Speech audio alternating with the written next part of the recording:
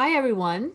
Here's a fun fact. Did you know that Malbec needs more sunshine and heat than both Cabernet Sauvignon and Merlot to prosper? Whew, it is a sunshine kind of grape. I love it. In today's episode, we are celebrating World Malbec Day with three delicious Malbecs from Argentina. We invite you to watch along, subscribe to our channel, and tell us what Malbecs you enjoy.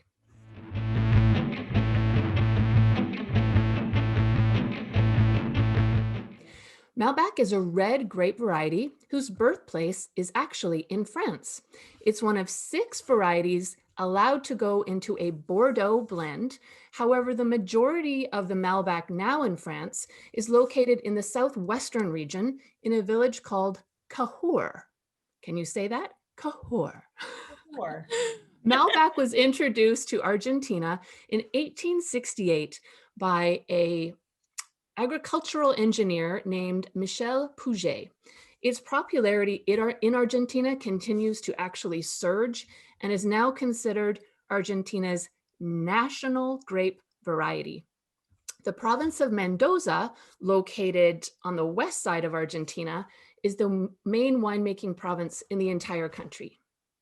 Vineyards in the Mendoza province are located alongside a 150-mile or 240-kilometer strip of the Andes foothills, planted on terraces varying between 800 and 1,250 meters, 2,600 and 3,900 feet for anyone that doesn't use the metric system, above sea level. It is thanks to the fresh air of the mountains that winemakers can harness the hot, dry climate of the region to produce these special wines. Don't expect to find a desert in Mendoza, but it is one of the most arid wine regions in the world. The soil has been shaped by thousands of years of mountain river deposits, mostly rocks and sand, making it hard for any organic element to survive. Rainfall is scarce, averaging just 200 millimeters per year.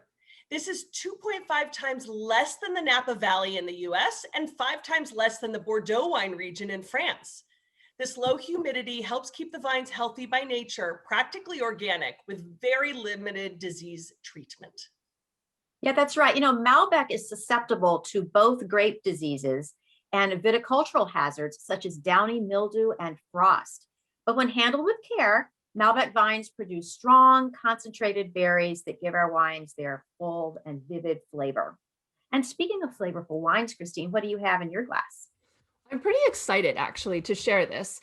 There is a very famous Argentinian woman named Susana Balbo, and she is a pioneer in Argentina. She went to be a neuroscientist and then got into winemaking. She's incredible. She was the first woman in Argentina to actually get her enology degree. And she's now, or has consulted to wineries across the world. So an incredible rock star, not only for women, but for Argentina. And in 1999, she saw her life dream come true when she opened her own winery, Susana Balbo Wines. And from that gorgeous winery that I've never been to, but I want to go, is the Ben Marco line. There are 4 lines in Susana Balbo's wine portfolio. This is the Ben Marco, this is the Espressivo, and it's from the Galatari vineyard in the Uco Valley. This is a 2018. The interesting thing with this wine is that Susana is not the winemaker in this tier. The winemaker is Eddie Del Popolo, and he is not only the viticulturalist, but the winemaker for this line. The Ben Marco line is quite terroir driven and expressive. There's zero intervention on any of these wines, so it is unfined and unfiltered. So that's, to me, totally cool. This is an 85% Malbec and 15% Cabernet Franc. I'm gonna go in there and give it a quick taste. Oh, the nose is incredible. Like, we're talking all the black fruits you can ever think of, bramble, there's cocoa, there's a hint of cedar. Actually, it's almost like I can smell trees in this glass. The structure, I can just smell it. I can smell it. Oh my God. Yeah. So this is gorgeous. It's called Espressivo, right? For a reason. It's bursting out of the glass. Black currants, violets, blackberries. Tannins are firm but subtle. Oh, a little bit in heaven. I would pair this with hard cheese, maybe red meat or like pork tenderloin. I'm gonna say that's maybe where I'd like to go with that. So I now want to know, Cindy, where did you go? Are you in Mendoza or what Malbec are you having? Yes, I'm in Mendoza and I have something absolutely beautiful in the glass from Bodegas Salentin, which was established in the late 1990s, and it's currently celebrating its 24th year. It's privately owned estate located in Mendoza, and it's about 5,000 acres, but about 1,730 acres are under vine in 3 different fincas, or vineyards is what they call the vineyards. Is fincas. Besides a world-class winery, I've got to go there, by the way, because it sounds absolutely beautiful as just a destination to be at while you're drinking this wine. World-class winery and cellars, and that's one thing. But the other is a 125-acre nature preserve and a dramatic mecca, which I'm ready to go to right now, called the Kilka Center for Culture and the Arts. They have a Posada Salentin, which is a lodge. I've seen pictures. It looks so incredibly elegant. And then the Chapel of Gratitude that was built utilizing stonework techniques. So, I mean, it just sounds like a full-on spend a week at Bodega Salentin and you're one happy person. The bodega itself, though, is designed for both form and function. And it's in the shape of a cross so that I'm quoting now from them, the customized gentle handling of the grapes, reducing the distance wine needs to be moved between the winemaking steps. So they've got 4 wings that kind of converge in the central chamber. And it's kind of, if you go there, it reminds visitors of an amphitheater. So it sounds pretty enticing. And so is this wine. This is the Salentin Reserve Malbec with a price of literally $18, which I find pretty hard to believe, if you can see that okay. Vibrant and juicy. I've had a few little sips earlier. Medium body, ripe dark cherry, herbs, plums, dark plums, and it's really, oh my gosh, it's balanced, it's smooth. You've got some firm tannins, but this terrific food-friendly acidity in this. So I would pair this with grilled meats, anything lamb, from lamb lollipops to lamb shanks and lambs and red wine and roasted garlic, stuffed lamb tenderloin. I think this is just a beautiful wine. I just love it. So, Allison, how about you? It's your turn. Well, I will say that I have visited the Mendoza Valley, and I did visit Salentin, and it is a magnificent winery. Just like you said, it is that amphitheater. When you walk in, it is just, I mean, it's kind of breathtaking if you can look at it from above to look down to the center of that amphitheater. The way they tiled, and then the barrels around the perimeter. It's unto itself. I mean, the wines speak for themselves, but the winery is just amazing.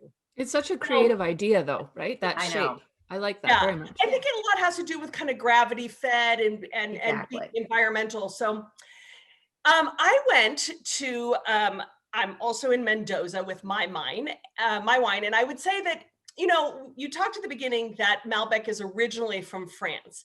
And so what I thought was sort of a nice combination is that it may not be grown as prominently in Bordeaux or other regions other than Cahors, but the French have gone after their Malbec and headed to Argentina in order to have it. So I have a wine that is a winery that was started as a Moet Hennessy subsidiary in Argentina. So big French name. And it's called Terrazas de los Andes. It was started in 1996, but what they did is they refurbished an old winery that's built in 1898. And what they've done, as the French that they are, they've taken sort of their French winemaking techniques and views and used the Argentine culture and everything there to kind of combine it and make the best possible wines they can. They have a set of cool climate vineyards in the most recognized appellations of Mendoza, in Luján de Cuyo and the Uco Valley, each of them are at really high altitudes. As you had said, Cindy, the altitudes are pretty high. They're about 900 meters above sea level or more. They have 8 vineyards planted on terraces, and they all are at varying altitudes.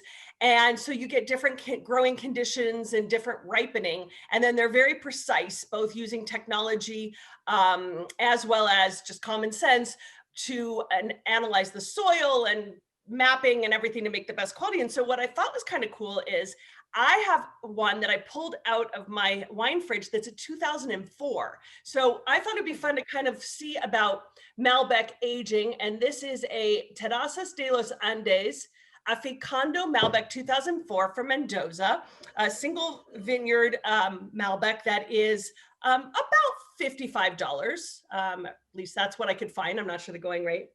And, you know, it has a lot of the same aromas that you two spoke about, really dark fruit, kind of bramble. I get sort of that blackberry, a little bit of the cedar. But what's amazing is that for a wine that has almost 20 years of age on it, it still is very it's medium bodied with this like nice acidity. It's just still really fresh on the palate. And so I think it's really fun to see how Malbec has aging potential, as I think we all knew.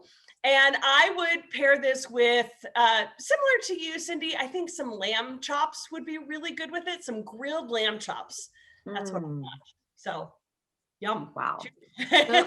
Delicious. I think we all chose banner wines, and I failed to mention that my wine is about 46 Canadian, so definitely a higher end Malbec, but I think that it is worth every penny. You know, Malbecs don't have to be that wine that is 20 and under. You can really find some beautiful expressions that are over that price point. And if you're looking to, you know, explore a little bit into the world of Malbec, I would strongly suggest this Ben Marco line of Susanna Balbo. And we'd love for you to tell us in the comments what Malbecs you enjoy. And we want to know always that you're enjoying our show, and we invite you to continue to watch and subscribe to our channel. We always love seeing you. Cheers.